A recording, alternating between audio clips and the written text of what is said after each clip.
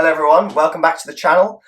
This video is going to be slightly different. I today have a couple of guests and they are Leon Link and Luca Link. Hello everyone. Hello there. This video is going to be a different format because it's going to be more of a podcast and we're going to be talking about gamebooks.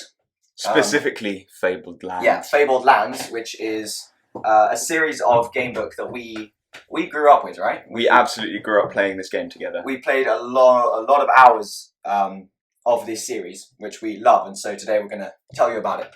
First of all, let's just define what a gamebook is, because there's a lot of people who probably won't know. Well, gamebooks are choose-your-own-adventure stories that you play through. So you choose, and then you make dice rolls, and you fight creatures using dice. And you have, a sheet of paper that has all your information stored on it. Yeah, it's a structured series of paragraphs in which you can navigate and create your own adventure within often an open world. Yeah. And Fabled Lands were actually one of the first open world books, isn't that right, Nicholas? I believe so, yeah. So originally, gamebooks you would, play through and there would be lots of options, but in the end you would finish your quest in a certain way. So if you're exploring a dungeon, you would come up against the final boss, and then you would, kill the boss, or you wouldn't, and then that would be the end. We've been absolutely fascinated by the mechanics of how this sort of stuff worked when Nicholas was actually writing his own game book. So we were looking at how all paths can sometimes converge to one final ending, as he was saying, like a final monster, or it's much harder to create, but you can have a world where you explore as kind of a wanderer, and it's kind of like you could go to the woods and then come back to the city and then go up the mountain and then go back to the woods and travel across it as if it was a map. Yeah, exactly. And basically, the game books were very popular. Very popular with most, I reckon, teenagers through adults as well, young adults, during the 90s and 80s, where this actually series was written in that time by legendary authors Jamie Thompson and Dave Morris. They revolutionized the open world. So before there was one final mission you would do and then that was it. But now you can travel wherever you like over an enormous map and do whatever missions you want to, basically collecting items, upgrading your character. And the reason why this is such a big leap is before you'd kind of have the illusion of control because you could move around a little bit and maybe you'd miss out a few things here and there because of the way that you've decided your adventure. But in this new format, it's basically like a book becomes a role-playing video game before video games even existed. That's why this was such a big leap in terms of role-playing games. Exactly. So in one where there's one final quest, you think you have freedom, but you end up at that one quest. But in an open world, you literally have freedom because you don't have to do this quest. Yes, no adventure will be the same. And so what I love about the Fabled Lands books is that there's basically a big map, and then each book covers a section of that map. And then if you get to the edge of that section, it'll say turn to this paragraph in this book. So you can literally travel between the books. And they're not all the same level. So what you want to do is you want to start in the first book and then level up your character, and then you can move into the harder books. Obviously, you don't have to level up your character, but it's almost suicide if you don't. And then you progress in a later book, and you get a higher character to start with. Yeah, that is another option. You can also start a later book. But I have all 7 of the books that are currently out. More on that in a moment. And I tend to start in the first book when I play, just because I like starting from the very beginning. You get the feeling of your character actually developing. And what's nice about the character developing is you can eventually become somebody who's really embedded within the lands, the Fabled Lands. You can become somebody who's actually known and has honours and is well acquainted with kings in faraway kingdoms and has boats in different ports and carries around wealthy possessions. Yeah, I mean, I cannot really emphasize how much I love these books. They sound so simple and not really, just kind of a small pastime. But we have spent literally hundreds of hours playing these books, and I reckon I've spent more hours. And writing his own too. Yeah, but I spent more hours playing these books than both of you, Totally. both Leon and Luca. but I have done about 10%, no, not even 10, like 5% of all the quests you can do, because there are just so many. And some are, there are only situations, certain situations you have to get into to be able to do that quest. And sometimes those situations only happen once in the whole book, and you can't ever get into that situation again. Yes. And so I just love that you're always finding new quests, no matter how many times you play the same book. Which is just one thing I really, really love. Something I love about these books is Nicholas actually has the large format books. I only ever had the smaller format, but these large format have such a nice tactile feeling to them. They feel quite old, and they've got absolutely beautiful artwork on the front, and on the inside it's kind of laid into 2 columns, so you can see just really nice writing laid out, and then incredible drawings, and just flipping through the book with a cup of tea late in the evening. It's just such a nice feeling to be exploring a completely different world. Yeah, and actually the drawings and illustrations were one of the reasons I decided to make this video, just because I want all of you guys who clearly like art to see the different styles. And well, I mean, it's all really one style, but it's a really nice sort of comic book / illustrator. On the inside, we have black and white drawings that sometimes have boxes around them, and then they have different details of the characters, and they're quite simplistic but in a beautiful way. But then the front covers, maybe you could speak a little bit about the front covers. So essentially, the format of the book is, you obviously have the main pages of the story and whatever, and then the covers, the back and front cover, fold out so that it's basically 4 pages next to each other, and that's all one illustration. And the reason they fold out is because your information, so your character sheet, where you keep all your characters' information, self-explanatory, that folds out so that when you're flipping through the book, it's next to you, so you don't have to keep going to the back of the book to write down your information or check your ability score or anything like that. It's just right there, and so you can just adjust while reading the paragraph, adjust anything you need to. It's like you have your controls out in front of you. Yeah, I mean, it's brilliantly designed. It's really, really well designed. And I've found that other books, they tend to just, like, other game books tend to frustrate me just because I have to keep flipping back to it.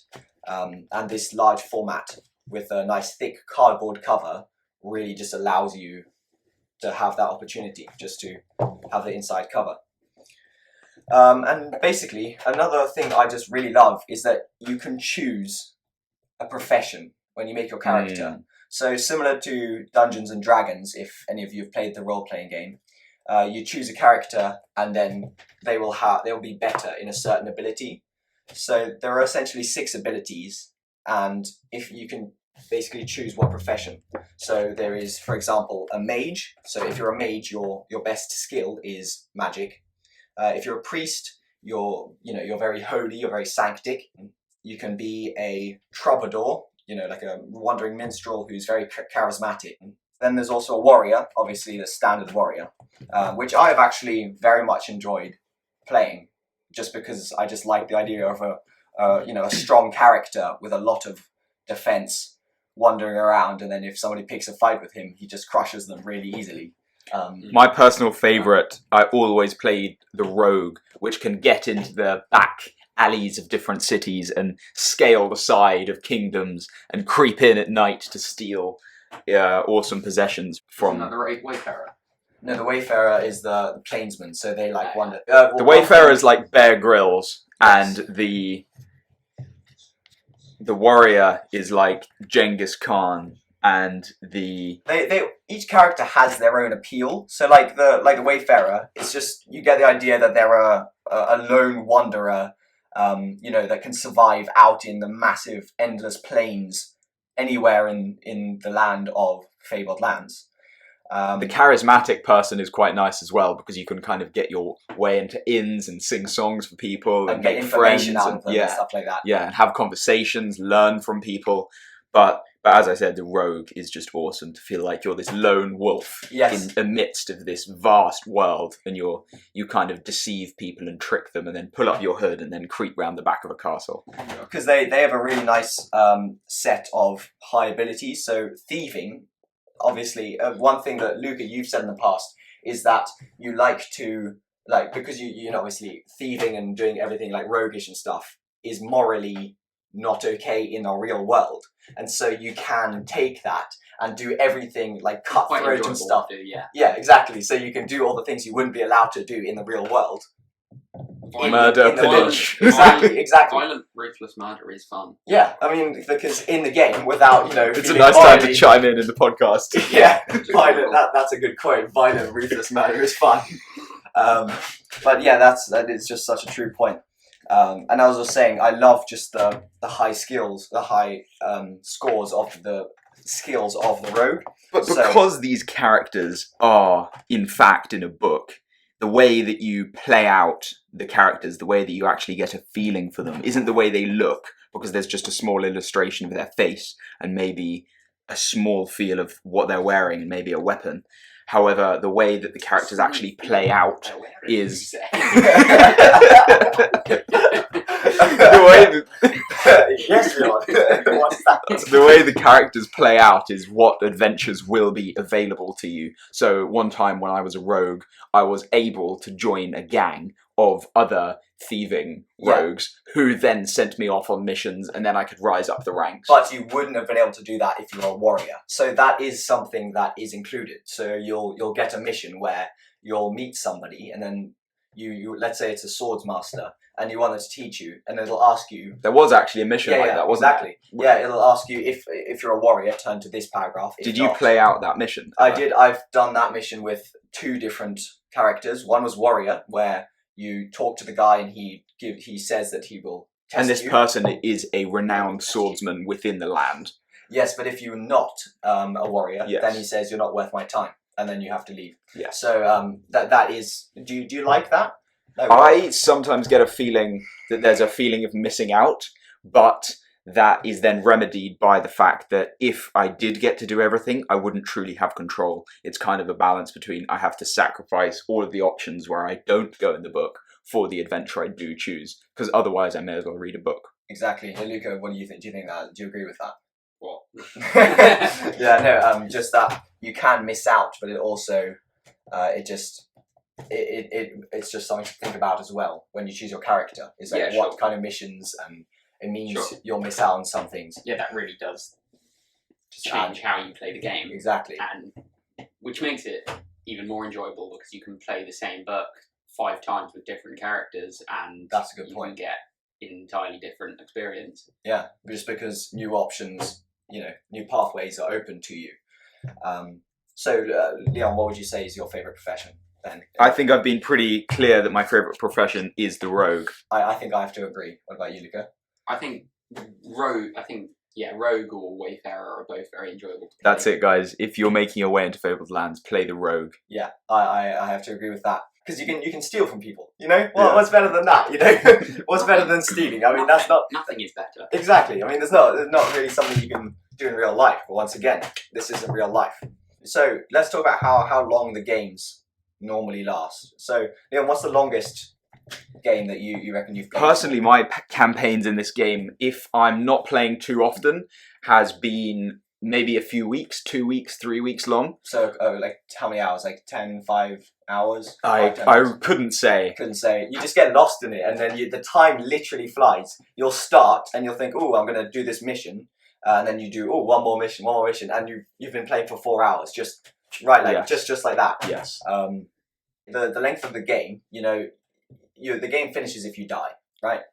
And that when you play, you can either play very aggressively, so you know, just attack anyone you want to if you have the option, rather than, you know, trying to make peace. Or just going into dark caves without any protection or anything, just to see what's in there. All When- options you can take. Yeah, I mean, most of the time there's a wolf in there and you die, right? So the length of the game kind of depends on how. Reckless you are. Yes, exactly. You could You're start not- playing and be dead within 20 minutes if Yeah. you are reckless enough. And that's happened to us countless I've been times. dead in 5 minutes Yeah. just because, you know. Quite often you'll end up dying in a very inconvenient point of time in the middle of a random road while you're on a quest to do something much Yeah, more this is dangerous. Me and Leon were once playing a game, and the funniest situation happened where we had lost loads of health, so we got down to 1 health, and then we tried to enter a building, and then we tried to enter a building, but the guards said no, and so one prodded us with his stick that he had, and we took 1 health. It was literally just a basic prod, like go away, but we were so weak that the prod killed us. trying to get into a building. Because we didn't heal up, which is something you can do. So we'd lost, we'd gone from 12 to 14 health down to 1, and then he just prodded us, and We died. just keeled over and And died. Just imagining that situation was just so funny. Just trying to walk up, just wax us on the head with his staff, and we just fall over and die. It's just a funny situation. All of these descriptions of different adventures we've been on sound quite mystical and far away, but actually the way it looks while you're playing it is just a short paragraph, just a few sentences on a page, black and white scribbles on a page, and then you picture all of these scenes in our head. So me and Nick have this shared memory of being prodded by a stick and dying. Because that's not described, but what's Yeah. amazing is that you imagine your own situation, because the writing, which is like some of the best writing I've ever encountered, even though too. it is a game book, I cannot emphasize how amazingly written this is. It's concise but majestic. Exactly. It's short, it's clear, it's descriptive. Yeah, and it paints such vivid images in your mind. Like J.K. Rowling and whatever, they can just, they can go right away, because Jamie Thompson, Dave Morris, they are seriously talented writers. Yes. Because they've published. They're world builders. Yeah, but they've published many books. Yes, there's different book series that we haven't even touched. Which I want to at some point. Yes, I want to, totally. because they're just brilliant writers. But so when you are playing, if you do take risks, there is something which I really like that can prevent you from dying. Well, not quite. So basically, Jamie Thompson and Dave Morris have incorporated religion somehow, which blew my mind when I first realized it. And so you can become a patron of a certain god, and there's a variation of gods depending on the different land you're in at the moment, bit of part of land, and you can basically get what is called a resurrection deal from some gods, which if you die, you basically get resurrected, as it suggests, in a temple. So you pay some money, you get the resurrection deal, and you can be more reckless, because if you die, you just, you get resurrected. My free resurrection deal was simply playing out different dangerous bits of missions until I died, and then keeping the page with a bookmark in it, and then quickly rushing back. Have you guys ever done that? I feel quite bad.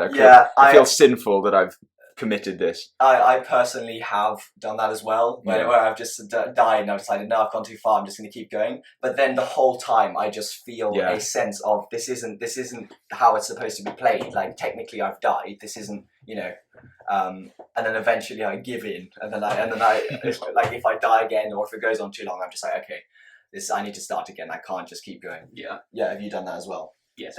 If there is a Fabled Lands player who has not performed actions and then quickly scrambled back, then he truly I offer up a deserves the hearty title. handshake, a hearty British handshake and a cup of tea.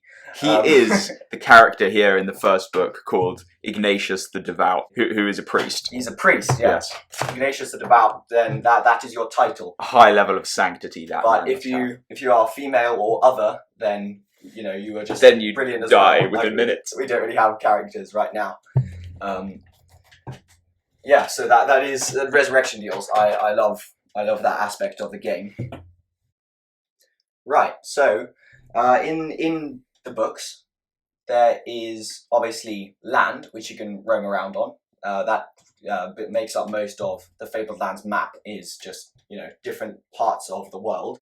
But there is an entire book called Over the Blood Dark Sea, where you can explore. I think it's called the Violet Ocean. But yeah, it's basically just a massive sea infested with pirates, really cool, like, mysterious islands that, are filled with sirens and creatures. Mm-hmm. Monsters will, just rise up out of the depths and attack your ship. there was one situation in a quest where you just pass a skeleton ship and they all just start fighting, like jump aboard. They were skeleton pirates. Yeah. And then that is one situation where a resurrection deal actually actually it didn't work. It said you can't do it even if you're a resurrection deal because in the story, if you lose, they take your flesh, the skeletons, and you become a skeleton. So you can't. Wow. You're not actually dead. So Right. that storytelling was brilliant in my opinion. Yeah, that's interesting. I've always died pretty quickly whenever I enter a vessel. Yes, I agree. So basically what's really cool is that you can upgrade your ship. So you can have a bark, which is a smaller ship, a brigantine, I don't know, which is the middle ship, and a galleon.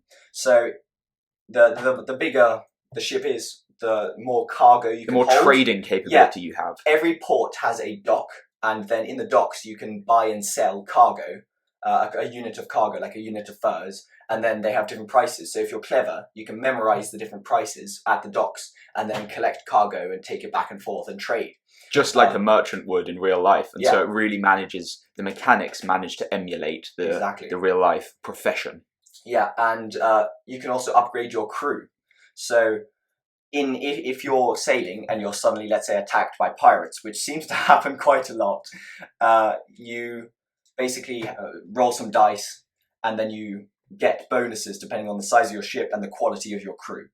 And so there's something so amazing about the feeling of having a really, like a brigantine, a galleon, the biggest ship you can, with the best quality crew. Yes. And especially if you're a warrior, because in that moment, if a pirate ship comes, you can just laugh to yourself manically while you're at the table alone and everybody else is looking at you strangely because you're laughing to yourself.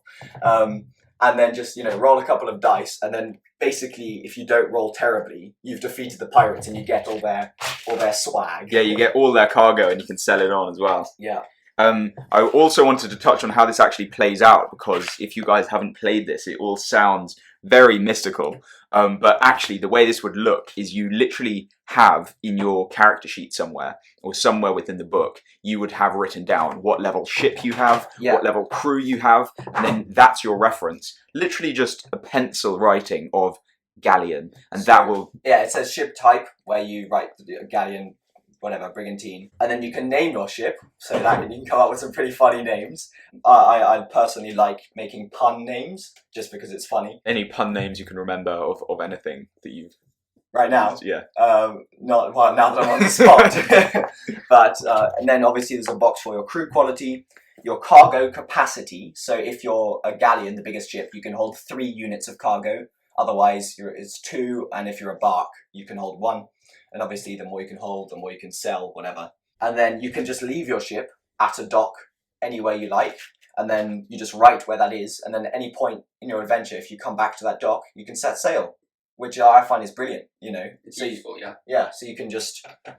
You can also have houses in cities, but there is always a risk that they will be burnt every time you come back to them. That is so similar. You can leave your possessions, because in the character sheet, you can only have 12. And so... you can leave. It's useful if you start to dominate the land to be able to have wealth stores in foreign countries. So, like, if you die and have a resurrection deal, you lose all your items. But then, if you have a house nearby filled with items, you can just go restock up. But every time you go on it, you roll some dice, and there's a chance that one or all of your items are gone. Very low chance, but it's there. So you don't want to visit your house too often. And cities have different risk levels when it comes to... And the risk levels would just be defined in what role you would have to do to secure your goods in the house. Exactly. Like in any country, some cities are more rough than others. Yes. Speaking of which, one thing I love about the cities is that there's usually a slum where you can go in, and it is really dangerous to go into the slums because the chances are... No, in fact, every time... if you explore, you will be attacked. And I love that. And so you'll be set upon by a knife-wielding hooligan, and then you have to fight it. And then you get robbed. If you lose, if you win, you get his knife and a few pieces of money, which are called shards. Yeah.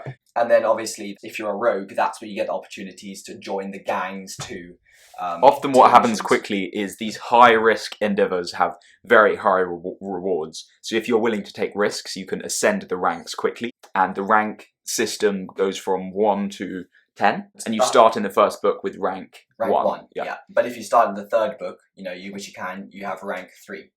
And basically, when you're fighting and whatever, you have a defense value, which is pretty standard for any kind of game, like role playing or game book. And if you have armor, like, you can get bonuses to that. So basically, why this is relevant is because the higher your rank, the higher your defense value is, because your defense is a culmination of your rank, your combat, so how skilled you are, and also any armor bonus you're wearing, any armor. And so if you're a warrior with a chain mail or something, which is high defense value, and rank 4 for doing loads of good quests, you're a pretty formidable opponent. And that allows you just to go and kick ass, basically. The cool thing is all of these figures, these ranks and defense scores and charisma and combat, it's actually really very simple and intuitive the way it's laid out. It sounds complicated, but it really does. Isn't. I really want to emphasize that the way it's laid out is extremely intuitive and easy to grasp. I've never, unlike Nicholas and Luca, I've never played anything super complex like Warhammer or what was the one you were talking about earlier? Or Magic the Gathering. Or I've never played anything like Warhammer or Magic the Gathering. However, this is really so simple. It's literally just your abilities and the roll of the dice. So you really can get lost in the story without getting lost in numbers. The ability rolls are very simple. So if you come across, I don't know, like if you want to charm somebody, if you're trying to enter a place that they're not going to let you, if there's guards, then it'll say like you try and convince them to let you in. Make a charisma roll at difficulty 10, let's say, and then you roll 2 dice, add your charisma score, which is on your character sheet, and if it's higher than 10, so 11, 12, 13, whatever, that means you've been successful. Yes. So it's literally that simple. You just add your dice. Can you beat the score? Can you not beat the score? Yeah. That will define which page you roll to, and then the following paragraph will be either the success paragraph or the failure paragraph. And that's another thing I really like about having the books in front of me right now. I see very short dotted paragraphs with lots and lots of options. I've played other game books before, and they're often very story heavy. So what happens is you'll decide something and it will have a huge consequence of how the story plays out. So you might decide to go down one corridor or the other, and that will literally change how the entire story plays out. Whereas in Fabled Lands, often the decisions really are go west, go east, go north, or go south. And so you feel like your decisions are often non-consequential, and you can just go back and forth and explore, and it feels very open and free, not limiting at all. And you really get a sense of time as well. So like if you're on a map, for example, the Plains of Howling Darkness, which is the 4th book, there's a large just area of plains, and if you're there, it'll say, you're in the windswept plains, north, south, east or west, and then you'll be basically faced with that same again. And so you're constantly referring to the map. It's less when I'm playing the story. I don't know about you guys, but I'm not really thinking about the context of my story. I'm thinking about where am I right now on the map. Yeah, the map is basically a stroke of genius because it's laid out really, really accurately to the actual story. And so it'll say, like, for example, you are north of Karanbaru, which is a city in the War-Torn Kingdom, which is the 1st book. And then you can, the options will say, like, travel west to the farmlands or east into the wilderness. Or south to the coast. And then the way that some books have a really dense map. For example, the Plains of Howling Darkness is a very dense looking map. I see the Ruby Citadel, the Horde of 1,000 Winds, Yarimura, Gemstone Hills. These names, they just invoke, like, Golnir, images. Old Harkuna, Sokara, Utaku. No, but seriously, how cool are those names? It's amazing. The landmarks on the maps are really, really cool. Vault of the Shadar. Exactly. And then if you go in there, you learn about all the Shadar, which were like gods or something like that. That's a quest I haven't actually properly done yet. Have you done the Shadar? I don't think I have actually. No. They're quite. I really want to because they look quite interesting. Yeah, it looks interesting. Is it a higher level thing, or is it just something I've never bothered doing? No, I think. Oh wait, which book is it in? It is in this same one, The Plains of Howling Darkness. So I think it is just quite a sketchy mission. Like entering ruined cities often seems to be dangerous, just because there's often things hiding in there and trapped areas, whatever, which you will end up often dying in. So if you have to be quite cautious. Yeah. Or confident of your ability to stay alive. Resurrection deals, that kind of stuff, health. But what's cool about the way that the maps are laid out is there will be landmarks, as Nicholas said. So there'll be a landmark such as a city, Karen Baru, and then you've got a fort, such as Fort Merith. And then between the two, you have the farmlands. And so let's say in Karen Baru, you were alluded to a mission in Fort Merith. So what you'd then do is you then choose to leave the city and then travel east, and then you would be met with just basically checkpoints along the way where it'll say you're traveling across the land, roll for encounters. Yeah, that is something that I really, really like because it doesn't take away choice. I mean, it does in this situation, but it just makes, if you're traveling that same bit, it'll give you a different experience each time. Yes. So, for example, it'll say like, I don't know, roll a die. 1 and a 2 is you get attacked by a wolf, and then you have to fight the wolf. 3 or a 4, it'll say highwaymen, and then you'll turn to that page and there's people like trying to rob you. And then 5 or a 6 or whatever will be continue safely on your journey. Yeah, something like that. But these really feel like you're not about to get lost in a story. It really does just feel like you're here on this map, you have to deal with this wolf, and then carry on to Fort Merith and continue on your mission. It really doesn't feel like other game books where you're suddenly swept into a new storyline. It's like, you know where you are, you know where you stand, and you deal with the monster in front of you, and then you continue. What another aspect of the map is that the whole, as I said before, the main map of Fabled Lands is at the beginning of the book, and then the area that you are currently exploring, that is focused on in the book you're reading, is at the end, and you refer to that map. But if you look at all the different maps of that section of the book, in all the different books, you'll really see a difference in culture of that area just by looking at the map.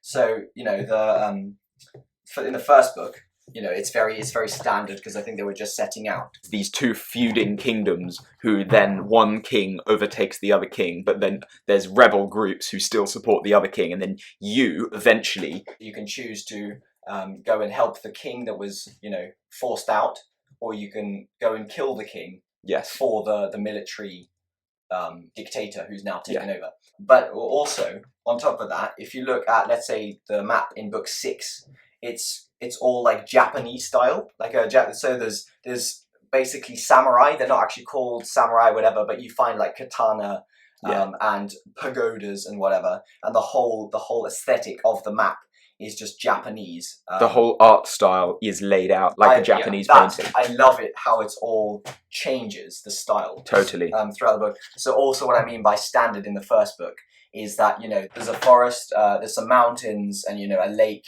And it's all kind of, that's what I mean by standard. But then if you go to book 6 again, it's all the art style, all the names and everything is, and also the quests are all very Japanese. So there's like landmarks called like Quaiden Forest and the Black Pagoda, and you'll also find like katana in game. You'll find samurai style swordsman. Yeah. Wherever you go, the gods change, which I find really cool. And the mythology is often embedded. Yeah, if you go to book 7, the Serpent King's Domain, it's basically like a Native American kind of hunter-gatherer. I hadn't picked that up. In the forest, it's hunter-gatherer-esque living styles. So there's lots of tribal warriors and whatever. And so as you go through, you'll meet literally like native people and tribes and whatever. And so that's what I just love about it. Wherever you go, the whole aesthetic changes. And as you were saying, the map on book 6, which is like the Japanese style one, it looks like a Japanese painting. Yeah. It? Yeah. Which just looks really cool. One of the other cultures that plays out quite nicely in the missions and the stories is the Court of Hidden Faces, where everybody is quite upright and there's quite a strong class system, and there's like lords, but then there's also slaves. Yeah, and some people have blue skin, which means you're just like a noble. Yeah. And then all the nobles, you're not allowed to see their faces, so they wear masks. And then in keeping with that aesthetic, whatever, there's like a slumlord in the slums, like a thief who runs like a massive organization. Yeah. Who's basically like a kind of weird warped version of that. So he wears like a really weird mask that he's created himself. The land of hidden faces, people hiding behind their status symbols. Yeah. And one thing that I haven't managed to do yet, because there's just so many different quests, is that in Aku, which is Aku. It says here on the map, to emphasize that point, the city of the faceless king. Yes, in talking of that, it's if you complete 10 quests for the nobles in Aku, you get to have an audience with the faceless king, and that is something that I really want to do. Yeah. But I have not managed to do it yet, because I normally die before I manage 10 quests. I think I've got to like 7 is my maximum, and I haven't played this book as much as some of the others. But a lot of the quests, are just in this book, but some quests are in books that cover areas of the Fabled Lands that are, way across the whole Blood Dark Sea. I don't think I've ever done one of those missions where I have to travel between different books. Yeah, because what will happen is if you get a quest to undertake, you'll be given a code word, which is, I don't know, something like Catagast, which is, just a random word, and then during as you play, you'll see things like, if you have the code word Catagast, turn to this. So a lot of missions depend on whether you have those code words. Very simple mechanics, but very powerful. And this stops you from doing quests that you haven't been given, and also only quests like if you've heard about something, you'll gain a code word, and then you'll be able to do that quest later on because you've heard about it. And this whole code word thing allows the game to control that. Yes. In a sense. Well, that brings us to one of the sad things, which is ever since you were playing these games at 11, 12 years old, there was always a long list of all of the books that would come out in the back of the book. Wait, let me find it. Where is it? The authors wrote all the like a list of all the books they were going to release. And so let's read out some of the names. We've got the Lords of the Rising Sun. So that's the last one that Jamie Thompson and Dave Morris wrote before, it kind of faded, the one for Gamebooks, which has recently been coming back. And that's when a man called Paul Gresty took over. And, he's a fan, I'm pretty sure, who's just wants to carry it on. And he does some Kickstarters. And he wrote the 7th book, which is The Serpent King's Domain. But all of these books is sometimes we've obtained hints at what would happen in the other books, and they're so enticing, like the Legions of the Labyrinth, which is described as Philosopher Kings of the West. It sounds so cool to be able to play the missions out, but we've just never had the access to it. And it might never come out, who knows. What he means by that is, if you'll be playing your game, and then one of the books is called Into the Underworld, and there are points throughout all the books that allow you to go into the Underworld. So it'll say, if you have Into the Underworld, turn to 244. But the Underworld isn't even available. Exactly. So you have to choose the do not cross this border or whatever. Yeah. Which just that name, Into the Underworld. Can you I cannot even imagine. Well, it's so cool to think that every single point on all of these maps has a parallel underworld. Exactly. Underneath Imagine that. Imagine exploring the underworld. I don't know how they would do that. How would the map look? That, to me, just like a world, I don't even know how they would do that. How would they include being able to crawl up to these points you were just mentioning in the overworld? Like the little, I guess the points where the light shines down from the earth into the underworld. Yeah, do you reckon maybe there's guarded gates or something that they can't close or something like that? I guess I don't really remember any of these gates. I don't think I've ever come across them properly, so I'm not sure. Fair enough. The way I pictured it is like in Percy Jackson, where he climbs through the Hollywood sign through the river Styx. Yeah, no, that's just in the film though. But yeah, in the books. Oh wait, no, is that in the books as well? I don't know whether it's through the Hollywood sign. I think it is. Oh wait, no, in the books they It's go, a cool concept. They go into it's like Hollywood building. is like the road to hell. No, that's just in the film. So, but in the original Percy Jackson books, they go into like a building where there's a lift, and Charon, the gatekeeper, is like the security guard. So and then he takes them in the lift, and that transformed as they go down. Into and that's a boat. like the river Styx, but a lift. Oh, I love Exactly. that. So another way that you can imagine that happening. Yes, yeah. I can't imagine how it would be in a map though, having like areas of light, because it would obviously be above. So it's because you'd have to have something underneath, like a river or like a burning hell pit of fire or something in the underworld. And then how would you go back to the overworld? Yeah, maybe cool. it'd be cool though, because like the demons, they like in the Blood Dark Sea. One of the ways I've died several times is that I've rolled for encounters, which we talked about earlier, and I landed on like demons or something, and then out of the water rise these demons that pull you off your ship and through down into the underworld. And this is one of the few situations where you have no other option. If you don't have that book, there's nothing you can do, because it tells you that you have to go down to the underworld. Right. So that's a bit of a shame as well, that they stopped before they could finish all that. But the main point was, how did those demons come up? So maybe there's a way. Maybe they have like special items or something that allow them to go up through to the overworld. So maybe that's something you have to collect or something in the underworld. Like, there's just infinite possibilities that just make me so excited, but also so sad that they never finished it. Yes. Talking about the Land of the Hidden Faces, another fantasy series that it reminded me of is the Stormlight series by Brandon Sanderson, where they have the light eyes and the dark eyes. It's kind of a different non-Earth-like way of incorporating kind of segregation into the book somehow.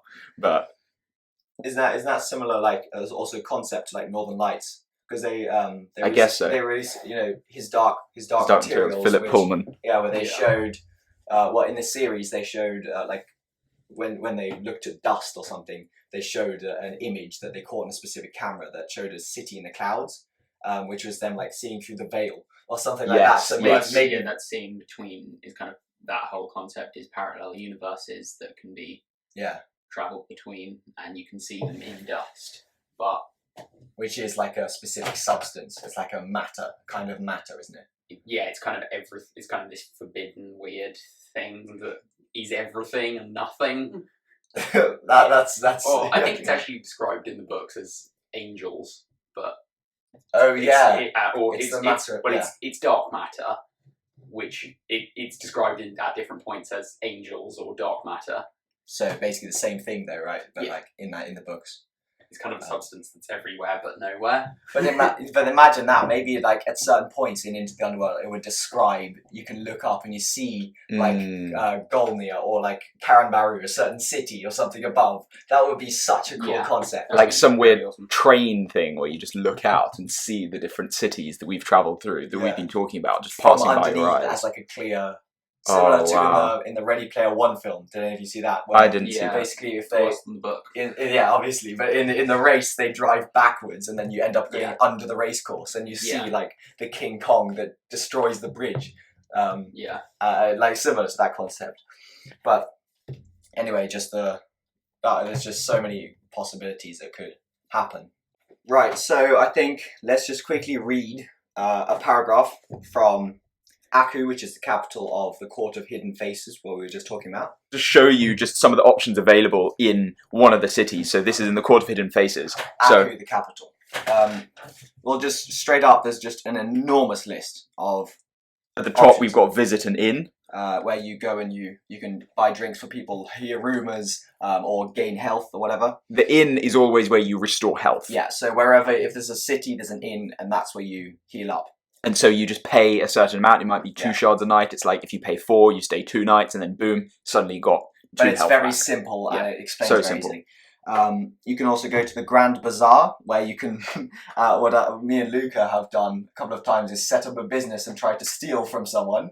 Never goes well. Yeah, it never goes well. You steal a purse and it's like there's something weird in it that screams, "Hey, what are you doing?" Like a hand or something that's with a mouth that screams. It's so Weird. so funny. Another option is to visit the Cathedral of Ebron. So Ebron is one of the gods, and you have to enter the palace just to get the quest to see the Faceless King.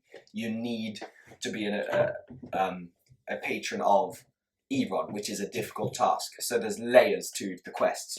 And then we've got visit the docks, which is where you'd sail away, or maybe sometimes you hear rumours, sometimes you visit at night. It always depends on what the writers have written. Obviously, it's not your choice, like it would be in another role-playing book.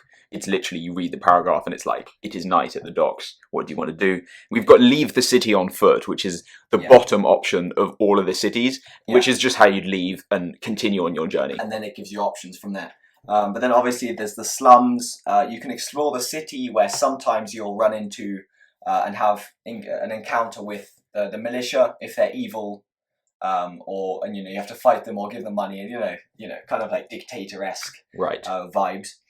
And then obviously one of my my favorite option in this list from Aku is visit the Red Garden. Now it doesn't sound very, it sounds very unassuming, but let me just read the paragraph that it goes on to.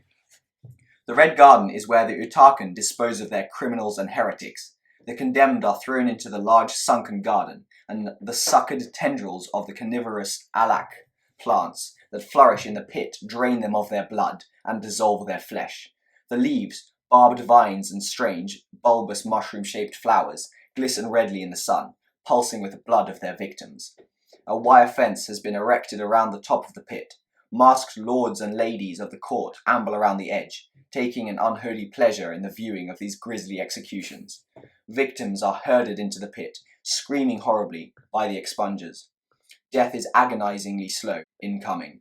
Several of lords and ladies are taking bets as to which victim will be consumed first, and such like. What ignominy should this fate befall you?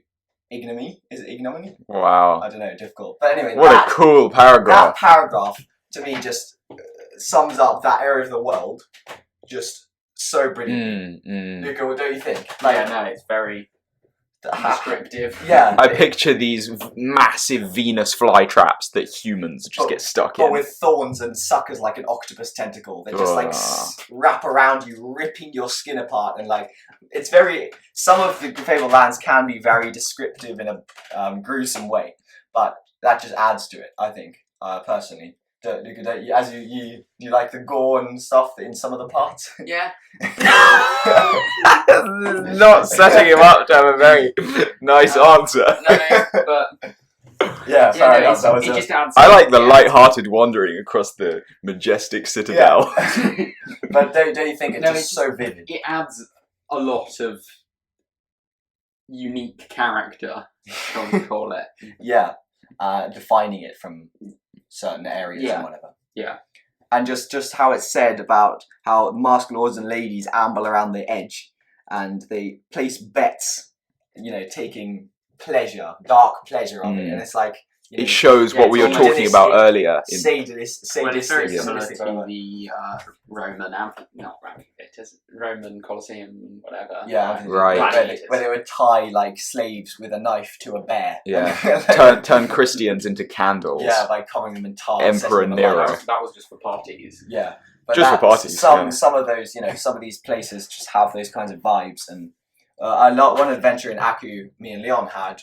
We became a slave and we lost all our possessions and everything, but then you roll for different tasks you do. Yeah, and then we basically had a checklist, a to-do list of what we'd have to serve out. Yeah, each task you get a point or 2 points, and then once you've got a certain amount of points, they release you. And these points were like little checkboxes that were just available on the paragraph. Yeah. And then once we'd returned to the paragraph enough times, all the ticks would be full and we'd be a free man. Yeah, but the point was one of the ticks was to become a gladiator. So we rolled and we became a gladiator for a bit. Oh. We upgraded ourselves in that way. So even when you're a slave, you can become stronger. Yeah. So we fought and then we became better in fighting. That was actually really profitable for our character as a whole. It really was. Yeah. Because I don't think we had very good possessions. Sorry, I just remembered something. Speaking of upgrading and downgrading abilities, one time me and Leon were in a forest, and we were really, really lost, and we rolled really badly, and we started being haunted by a piercing whistle. Oh, this was horrible. This was so horrible. We were But it was stuck. hilarious. Yeah, it was really funny. It was one of the worst adventures we had because we just getting really bad luck, rolling terribly, losing loads of abilities and stuff, scores and possessions being stolen. We'd get so lost that we'd be haunted by the whistle. We'd every hear time because we would go in circles because we kept failing a roll and getting worse at that ability every time because something would happen. Yeah. Until eventually we were just followed by this haunting whistle that made it just almost killed us. In the game, it was so funny, so frustrating. Just being wasn't followed. A dragon, wasn't a serpent, wasn't a warrior. It was the whistle in the trees. An annoying whistling that we could not find the source of. And so there are some pretty funny things that can happen. Yes, yeah, and you can it's get a general feel of what all of the books will be like from the front covers. So the Plains of Howling Darkness it's like somebody wearing a wolf pelt with ice. Yeah, it's just the general feeling. So we've got dragons on the front of one, small dragons, in the beginning of. Every time I look at the covers, I see something new. Yeah, it doesn't. True. It's not like a Where's Wally page, and that it's just because there's so much. It's just because. Wally. Exactly. If it was, it would be There's Wally, but then it would be hang on, there's Wally's friend hiding behind a rock. It literally is like that. You see something new every single time, and that's the style is kind of similar. But each cover is unique. Yeah, I totally have these as paintings on my wall. Yeah, I mean, I do as a present for me. Leon, he got nice high resolution prints and then put it in a frame, and that's on my wall. It's one of my prized decorations, and it's really cool just because the maps are just amazing. Yeah, as we've said a lot. Right, so pricing wise. On the books, it says, even for the large format, it says £5. Now, I'm not sure how much that was in the 80s, but 90s and 80s, but I think it would have been very affordable. And I'm not sure, I don't know where any, official website selling the actual books, but if you pick one up on Amazon, on eBay, you'll be doing yourself a favour. I've got the small format ones from Amazon, but I think the large format ones, which we have been praising, the way that you can open up the character sheet from the edge of the book, they're probably available on eBay. Yeah, I think do yourself a favour and get those ones. The large format, straight off eBay, I think you can get them for £7 or £8 second hand, and I like the second hand ones. Mine are quite rough and ready just because of years of love and use, right? And it just Top tip character. Though is to print out your character sheets because they can get worn very quickly when you start to rub out your abilities and rub out health and then draw back in your possessions. So print one out, use it, throw it away, use another one, photocopy it. Especially if you're on the small format, because in the small format I don't think they have a nice thick proper card cover. No. So your paper starts to shred. Yes. Which is something that you don't want to happen. So £7 to £8, pick one up. Just get the first one and just quickly read through the rules. I learned the rules in about 5 to 10 minutes. It's so very simple. Very so simple game. Basically read. Hours and hours of fun. There's a growing community now. There's a subreddit for it. I guess all over. Anywhere you look, there's people playing, and as soon as I was introduced to it, I was hooked. We started playing again. Me and Leon and me and Luca, completely hooked again. The way we'd often play together, and we just read out a paragraph each, or do read out to each other for a little bit, and then one person would be on the character sheet, one person would roll the dice. Exactly. Kind of fun to play like that. And I recently introduced it to another friend, and me and Leon were discussing the book, which actually, bit of news, I am writing with the help of these two amazing people, a game book called The Lost Tomb, which will be published in a couple of weeks' time, and I'll make a video for that. And anyway, we were discussing this way back in the brainstorming phase, and a friend came over, and we showed him Fabled Lands. literally within 10 minutes, he was deep in the book, Yes. having read the rules, learned the rules really quickly, playing it. And we were really surprised. He was just off on it himself. Yeah, he absolutely loved it from right off the get-go. Yes. Literally, just immediately got hooked. So again, eBay, Amazon, large format if you can, otherwise small format. Have a good time, hundreds of hours of play. If you enjoy it, pick up the second book, then the third book. And yeah, amazing pastime. Yeah. Right, thank you everybody so much for watching. Again, go and buy this book, really recommend it, and look out for a future video very soon, which will be on the game book that we've created called The Lost Tomb, which will be available to purchase in a couple of weeks' time. It'll support the channel, and if you want to sign off now, but if you want to stay for a few more seconds, we are going to quickly read the opening paragraph for the first book. The approach of dawn has turned the sky a milky grey-green like jade. The sea is a luminous pane of silver. Holding the tiller of your sailing boat, you keep your gaze fixed on the glittering constellation, known as the Spider. It marks the north, and by keeping it to port, you know you are still on course. The sun appears in a trembling burst of red fire at the rim of the world. Slowly the chill of night gives way to brazen warmth. You lick your parched lips. There is a little water sloshing in the bottom of the barrel by your feet, but not enough to see you through another day. Sealed in a scroll case tucked into the jerkin is a parchment paper your grandfather gave you on his deathbed. You remember his stirring tales of far sea voyages, of kingdoms beyond the western horizon, of sorcerous islands and ruined palaces filled with treasure. As a child, you dreamed of nothing else but the magical quests that were in store if you too became an adventurer.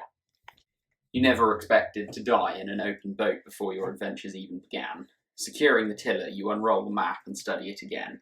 You hardly need to. Every detail is etched into your memory by now. According to your reckoning, you should have reached the east coast of Harkoona days ago. A pasty grey blob spatters onto your map. After a moment of stunned surprise, you look up and curse the seagull circling directly overhead. Then it strikes you. Where there's a seagull, there may be land. You leap up to your feet and scan the horizon. Sure enough, a line of white cliffs lie a league to the north. Have you been sailing along the coast all this time without realising the mainland was so close? Steering towards the cliffs, you feel the boat judder against the rough waves. A howling wind whips plumes of spindrift across the sea. Breakers pound the high cliffs. The tiller is yanked out of your hands. The little boat is spun around, out of control, and goes plunging in toward the coast. You leap clear at the last second. There is the snap of timber, the roaring crescendo of the waves, and then silence as you go under. Striking out wildly, you try to swim clear of the razor-sharp rocks. For a while, the undertow threatens to drag you down.